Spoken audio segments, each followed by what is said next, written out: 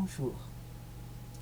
Aujourd'hui, nous allons nous approcher de Dieu, du Dieu qui est lumière. La parole de Dieu, la Bible, est remplie de ces mots. Le mot de lumière revient du début jusqu'à la fin, de la Genèse, le premier livre de la Bible, jusqu'à l'Apocalypse, le dernier.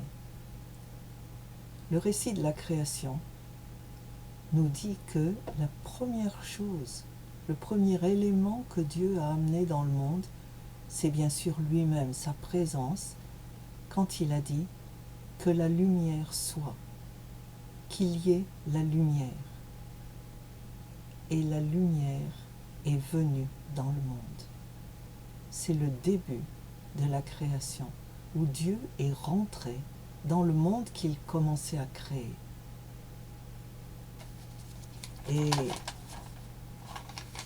il a ensuite présenté sa présence dans le livre de l'Exode.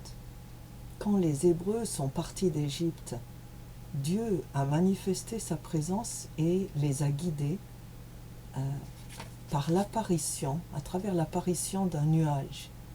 Le nuage de sa présence, et au moment où les Égyptiens étaient derrière eux en train de les poursuivre, la Bible nous dit que du côté des Égyptiens, cette présence de Dieu, ce nuage, était obscurité. Il était complètement opaque et il les empêchait de voir ceux qu'ils poursuivaient. De l'autre côté, du côté des Hébreux, ce nuage était lumière. Et au milieu de la nuit, il les rassurait. Il était leur arrière-garde. Il était derrière eux au moment où ils allaient traverser la mer des roseaux. Ensuite, nous voyons cette lumière de Dieu au moment de la transfiguration.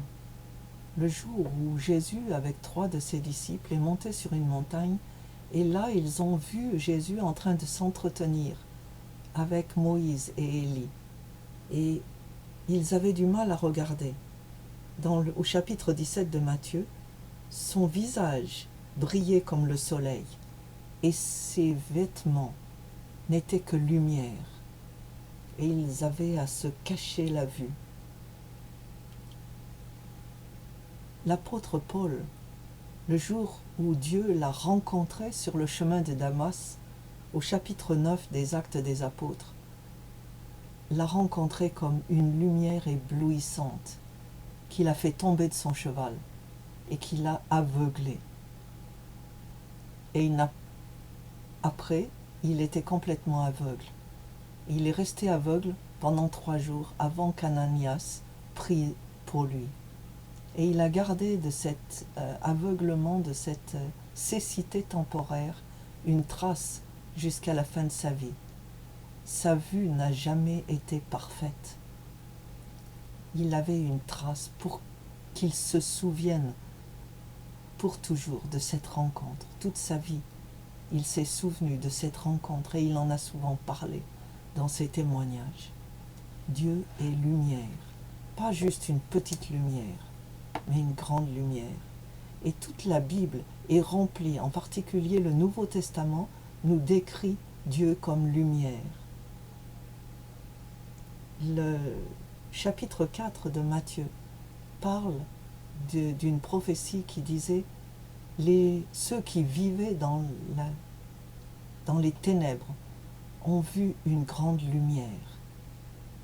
Leur monde a été envahi par la lumière de Jésus. Les enfants de Dieu sont des enfants de lumière. C'est ce que nous lisons dans la Bible. Et c'est aussi comme ça que j'ai rencontré Dieu.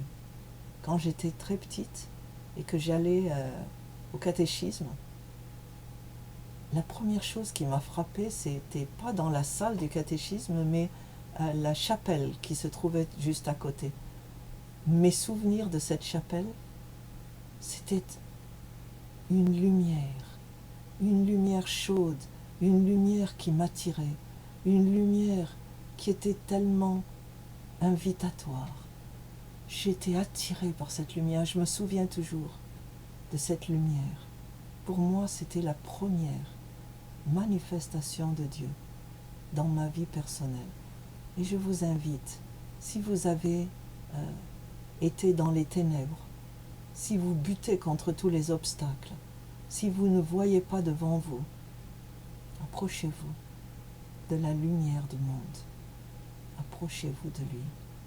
Et vous deviendrez à votre tour lumière pour les autres.